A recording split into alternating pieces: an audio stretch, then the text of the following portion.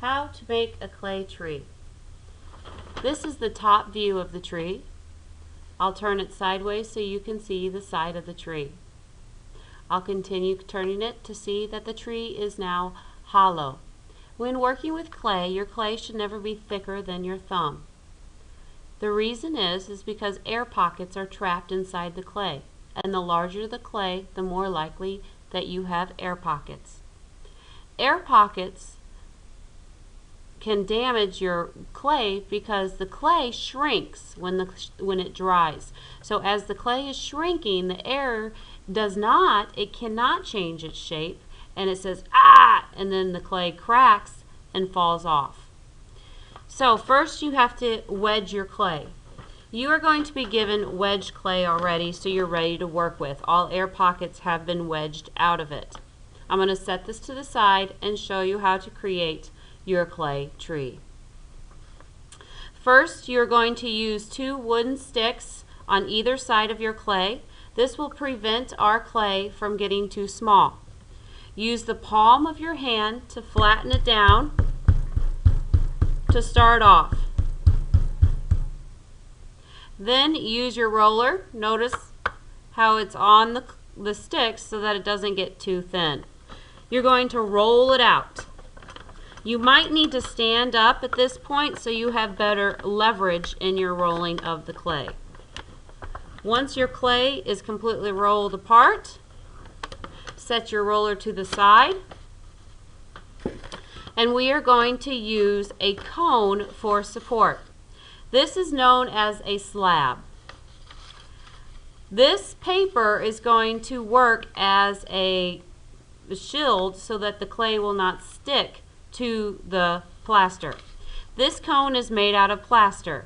It is very breakable. Please do not drop it on the table or on the floor.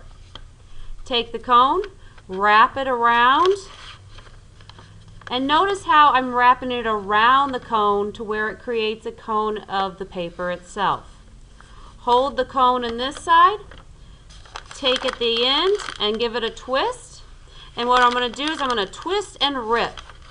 Rip that excess paper off the cone and throw it away. Now I am going to wrap my cone we can get rid of the wooden sticks now, with the clay. So I'm going to do the same thing that I did before. I'm going to wrap the clay, and look how I make it in that circular motion to the end. You'll notice there's excess clay. Don't keep rolling it. You want to cut that off. If you keep rolling it, you're going to trap air inside your tree. Take this excess clay and set it aside. Now set your tree up. Notice that it's got these edges. You're going to smear those edges in to create a complete tree. Smooth out any cracks that you might have. Squeeze it to make your shape and your form. Now what we're going to do is start creating our branches and attaching them. Use your excess clay by ripping it into smaller sections and turning those into spheres. You can turn it into spheres by rolling it inside your hands, or some people like to roll it on the table. However you feel comfortable in rolling your clay is your choice. Then you're going to set them to the side. Keep rolling. And if you need extra clay, you can come up and get some. I'll pull these in. Notice I have already pre-made my spheres. Once I have my spheres, I'm going to attach them. First, I need to score and slip. Score and slip is when you use a fork to create gouges inside the clay, and it works like Velcro. It's going to have these areas, and you're going to go back the other way to create X's. These are creating rivets. I am then going to use slip, and slip is basically wet clay. So it's clay mixed in a blender with water. I'm going to take that and I'm going to put it all over my cracks. What it does is it allows the area where they attach the branches and the trunk to dry last. If that area is dry last, it will not pull away as the clay shrinks and dries. I'll set it up, put my slip aside, And I'm going to start with my larger spheres at the bottom. I'm going to set it on the side of the tree. I'm going to use my thumb and my backhand to support the back of the tree, and I'm going to push it up. I'm going to smear it to where you do not see any more of that sphere. Notice how it's completely smooth. Some people say, and they push it on, and it looks like this.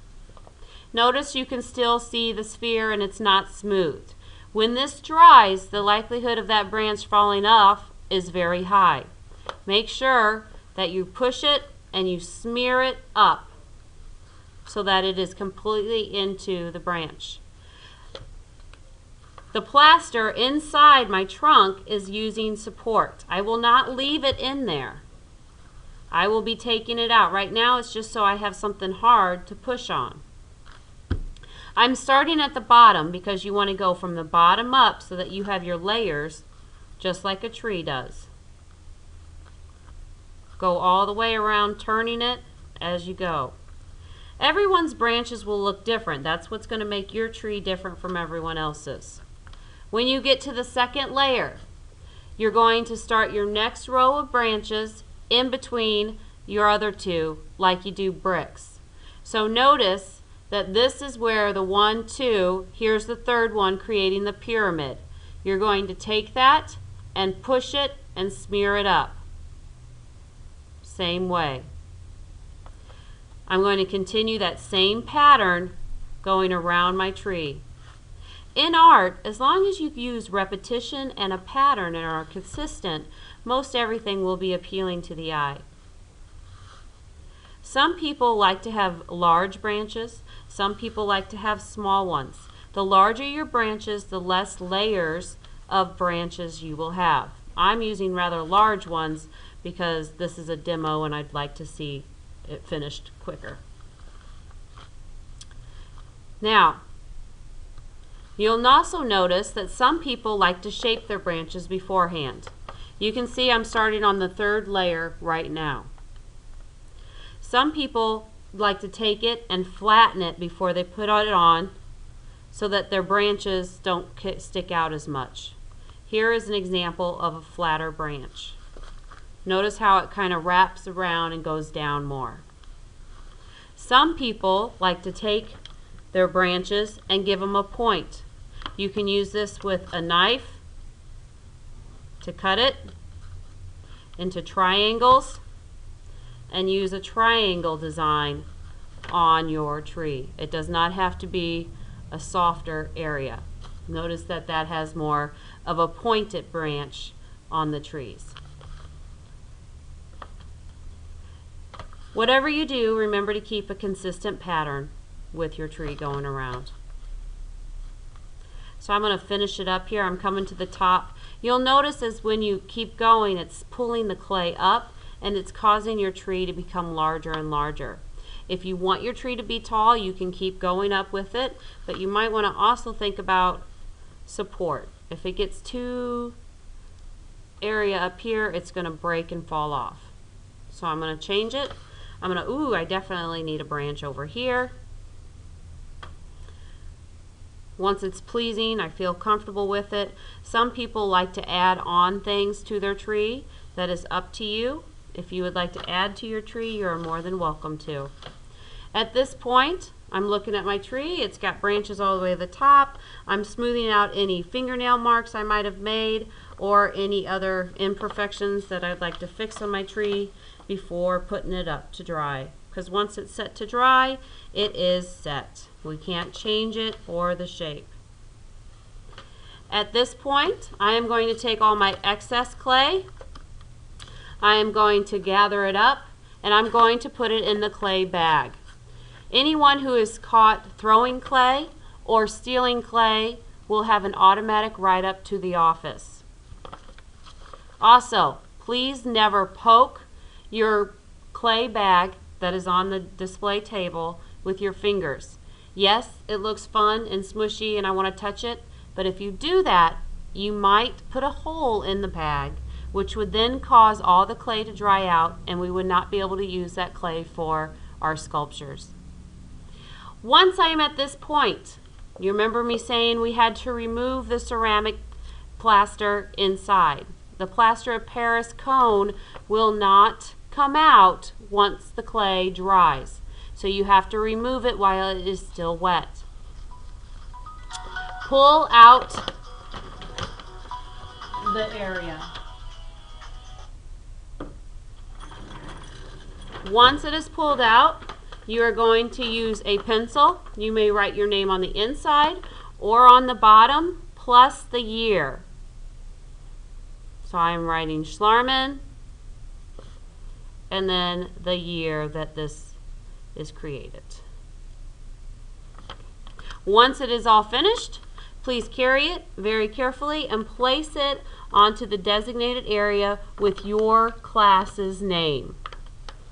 Then you're going to clean up your area. Make sure you return your wooden sticks. Make sure you return your forks, any pencils. Your trash needs to go into the trash can. Your cone needs to be carried very carefully so it doesn't break and put away with the other cones. Your slip needs to be returned. Your roller needs to be returned. Your tablecloths will be gathered, taken outside, and shaken. You have to make sure that we do not get the particles from the clay into it. Once you are finished, please sit calmly at your seat and wait for further instructions. Thank you. I look forward to making my clay tree with you soon.